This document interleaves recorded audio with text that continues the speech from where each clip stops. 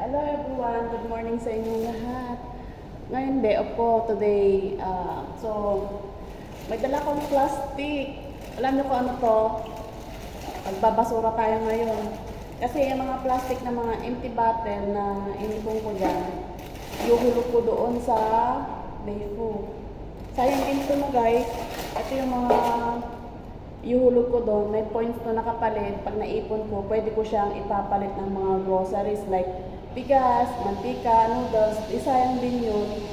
Kaya, ngayon ko lang na-realize guys, may nagturo kasi sa akin na kaibigan ko dyan sa baba ng building namin, na nakita ko siya, nag-iipon siya ng mga plastic. Samantalang ako, ang dami kong mga plastic bottle, mga coke ink can, pinagbasyuhan ng mga mantika, soy sauce, mga dilata. Tinatapon ko lang yun. Ngayon, yung kaibigan ko dyan sa baba, sabi ko, ano mo ba yan? Iniipon niya, tapos inilalagay niya doon sa may Mayfu. Kasi bukod-bukod yan, may plastic, may papers, may metal. May bawat may points. Ngayon, pag naipon mo yun, malaki pwede mo siyang ipalit ng grocery. So, let's go! Yan guys, nandito na ako sa Mayfu. Kaso, nakita ko yung friend ko, sinamahan ko muna bumili dito sa 759. Tapos bitbit ko pa rin yung basura, kaya mamaya punta tayo doon. Magtatap tayo ng basura. Yung sa Ate Pine, oh. Isang buwan na lang kami dyan, te. Lipat na kami. Ay, nilipat kayo? Oo. Saan? Sa Chunwan yata, sa Chunwan West. Oh, sa Whistler? Oo, sa West Red. Lilipat na kami. Kaya Nag-impake ka na? may yung iba naka-impake ng init nga sa bahay. Ang daming karton. Bakit? Saan mo lilipat? Binenta yung bahay namin dyan, gawa ng maliit. Naghanap sila ng mas malaki. Yung bahay namin dyan, dalawang Ay, yung kwarto. school nila, malapit pa doon. Kung sa Chunwan West, malapit lang. Pero yung trabaho nila amo ko, medyo malayo. Hindi mo alam na rin lipat kami? Hindi, iwanan mo na pala ka ako. Uy, ikaw din, iiwanan mo din ako eh. Bakit ka nag-uuna? Sabi ni amo ko, kasi yung huling mag-asawa yun, bata pa yung nakapili. Matagal nang binebenta yung bahay namin. Ay, tumingin na sila dyan? Oo. Nung ano pa yun nung 2022, ganyan, 2023. Matagal nang binebenta. Baka mahal naman pagbenta. Tapos, di ba, nag-pandemic. Ngayon, may pumunta doon, sabi na amo kong babae. Kasi, nakakaintindi ako ng Chinese, hindi lang ako nakakapagsalita. Sabi ko, sir, may kukuha na sa bahay mo. Sabi ko, sabi niya, oo, ang tagal nga nila dito tumingin, 30 minutes sila nandito. Pinapayagan nilang kahit ikaw lang dyan na papasok ng tao? Sabi niya, oo, kasi gusto raw niya to, ganito, sabi niya ganyan. Naintindihan ko, pero hindi ako nakakapagsalita ng Chinese, sabi ko sa kanya. Alam mo, sabi niya, hindi nga, kinabukasan ng gabi, bumalik yung broker. Sabi niya, mag-sign up ka na dito at kukunin na yan. Ang last nyo na dito hanggang May 26, 27, 28 kayo, alis na kayo dito, sabi. Bilis si amo. Pero may bahay na sila nakuha doon. Wala pa, hindi pa kami nakahanap noon, yung time na yun. Tapos yun, nung sabi niya, Lynn, lipat na tayo sa May na ganito. Alam mo, naghanap siya doon sa sa Chingy. Punta ako tayo doon. Daan muna tayo kaya doon, te, samahan mo ko. Saan? Doon sa baka hindi ako marunong Ay, mag-top up. may bus ako. Saglit lang tayo. Aalis kasi siya eh. Pasama sana ako ka ate. Hindi, titingin na lang ako paano. Sabi naman niya, tag English daw eh. Ngayon mo palang susubukan? First time. First time magbasurero. Tapos 75 yung... Alam mo to, malinis to tiyan. Nugasan ko to. Bakit mo nugasan ko? Ay, syempre, para malinis kong ihulog doon. Mamaya na ako babakit. At saka kahit stock ko doon. Dito lang din ako tatambay pag Sunday ang day off ko.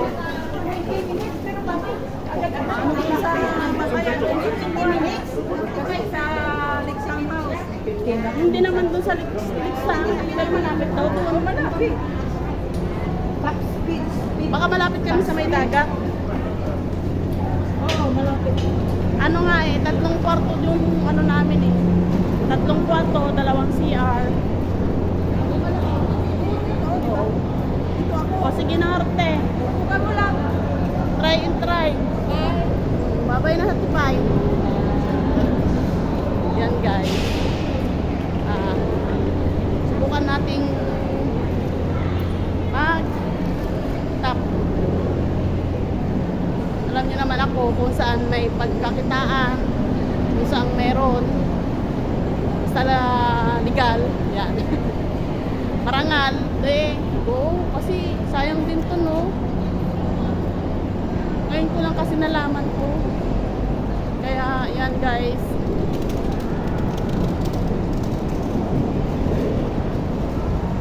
Papakita ko sa inyo yung ano, kung saan ako magtatapon ang basura. May pera sa basura. Hindi man pera, points, pag naipon mo, malaking bagay yan. So, dapat nung ko pa ito ginawa. Hindi ko kasi alam kung paano magtap, paano magano. Ganun pala.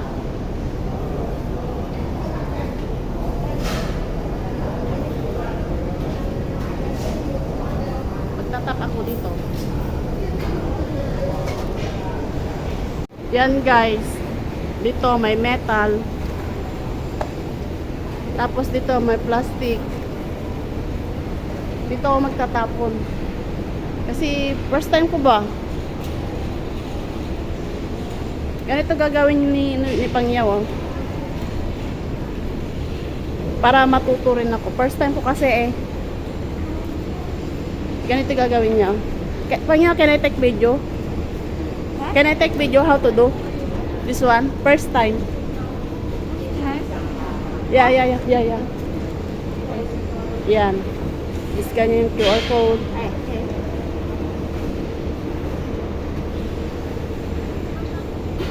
Yan, magbubukas yan siya, oh. Tatapon niya yung mga papel.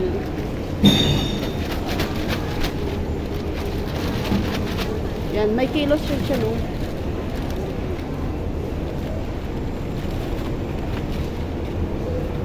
Yan. Tapos magsasarado na. Close? Close? Okay. Is okay? Yeah, yes, Okay. Thank you.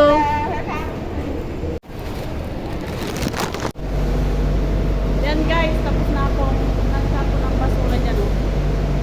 Makakaipon tayo. So, let's go.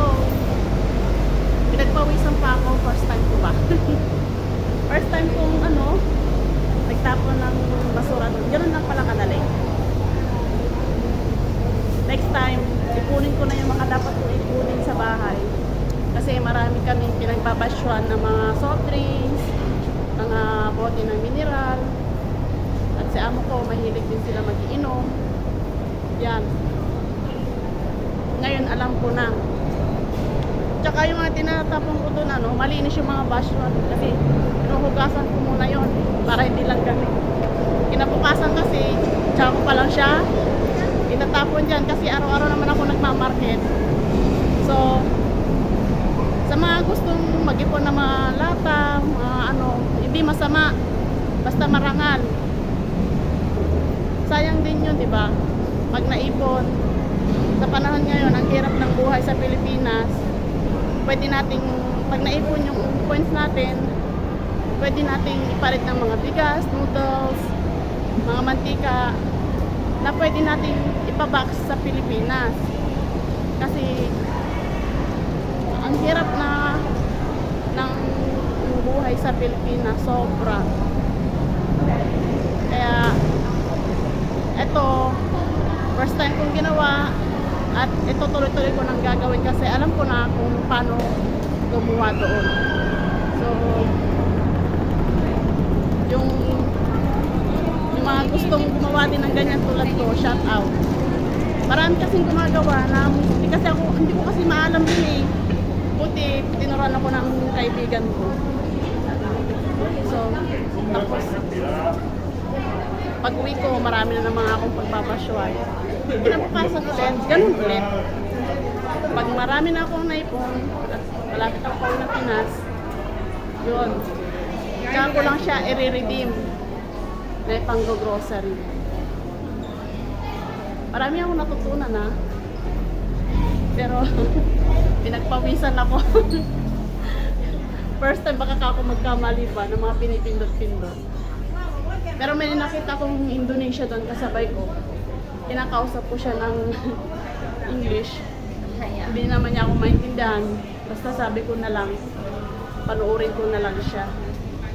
Tinuruan naman niya ako. Yun, nakuha ko naman. So, thank you sa nagturo sa akin. At shout out sa mga kapwa ko OFW dito sa Hong Kong. Lagi tayong mag-iingat at lagi mag-pray. Thank you. Bye-bye.